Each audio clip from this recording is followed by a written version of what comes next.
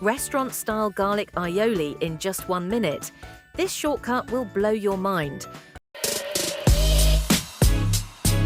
1/2 cup mayonnaise. 3 garlic cloves, finely minced or paste.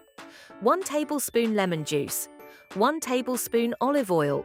1/4 teaspoon salt. 1/4 teaspoon black pepper. Add 1/2 cup mayonnaise to a bowl. Add 3 minced garlic cloves and mix well.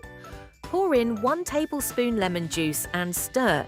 Add 1 tablespoon olive oil to make the texture smooth and silky. Sprinkle in 1/4 teaspoon salt and 1/4 teaspoon black pepper. Then mix thoroughly.